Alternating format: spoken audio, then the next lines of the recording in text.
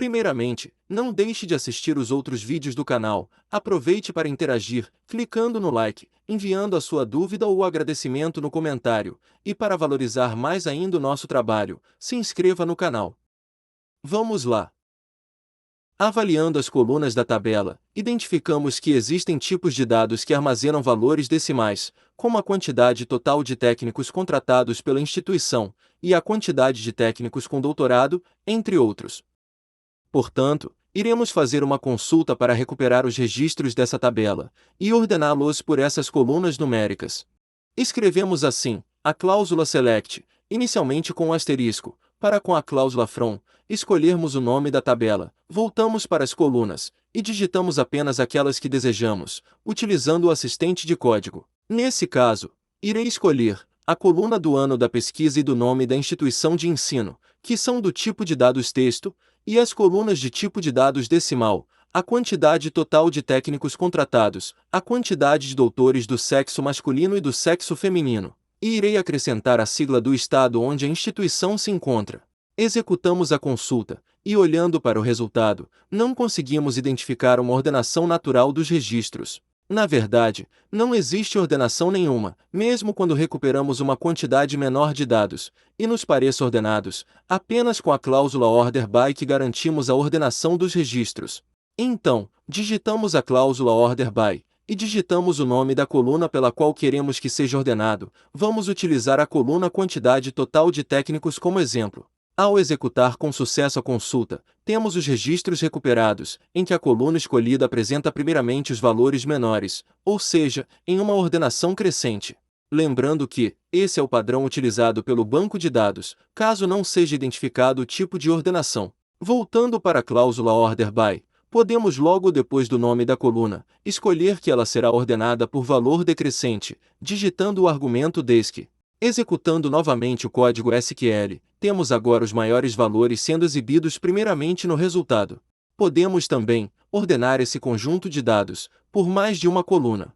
Basta separar por vírgula entre os nomes e escrever o nome da próxima coluna desejada, inclusive definindo separadamente para cada coluna o tipo de ordenação, crescente ou decrescente. Executando a consulta, garantimos que os registros foram ordenados pelas duas colunas relacionadas, uma em ordenação decrescente e a outra com ordenação crescente.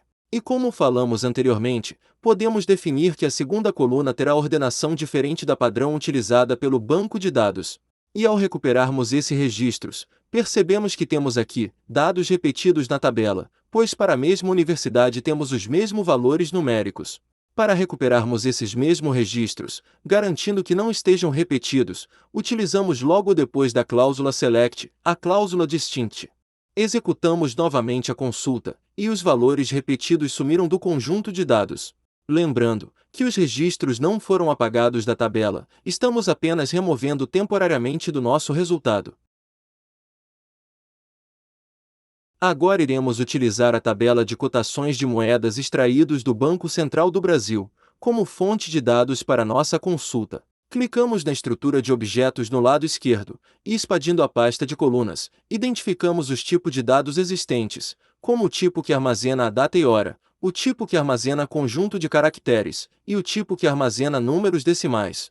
É importante entender que para o tipo varchar definido aqui para a coluna moeda, o valor entre os parênteses informa a quantidade máxima de caracteres a serem armazenados, e se tentarmos inserir novo registro excedendo esse valor, receberemos uma mensagem de erro. O tipo de dados, nesse caso, é a primeira restrição de verificação conhecida, pois especifica quais os valores são aceitáveis para armazenamento. Logo abaixo, a coluna de taxa de compra, do tipo de dados decimal, contendo também valores em parênteses, e separados pela vírgula, temos o primeiro valor que identifica a quantidade máxima de números a serem armazenados, sendo este um cálculo matemático, e não a quantidade total de 29 caracteres, e o segundo valor que representa exatamente a quantidade de números decimais. Para este último, caso os valores numéricos sejam armazenados contendo 4 casas decimais, em um tipo de dados com 2 casas decimais, estes serão truncados para salvar conforme o tipo de dados. Então, a dica é sempre conhecer a estrutura da tabela e os tipos de dados das suas colunas, principalmente para não esperar delas mais do que elas podem entregar. Feito isso, iremos utilizar uma facilidade de consulta rápida do Azure Data Studio, clicando com o botão direito na tabela e escolhendo a opção Selecionar Top 1000 registros. Perceba que, facilmente ele gerou o código SQL, selecionando todas as colunas, sem nenhum filtro, mas limitando a quantidade de registros para os 1000 primeiros utilizando a cláusula top, e a quantidade a ser limitada entre os parênteses. Lembrando que não existe ordenação automática do banco de dados, e como aprendemos anteriormente, só podemos garantir a ordenação utilizando o Order By. Inclusive, se clicarmos na aba de mensagens, podemos confirmar que apenas 1000 registros foram recuperados, e alterando o valor entre os parênteses para o número 10, recuperamos apenas os 10 primeiros registros.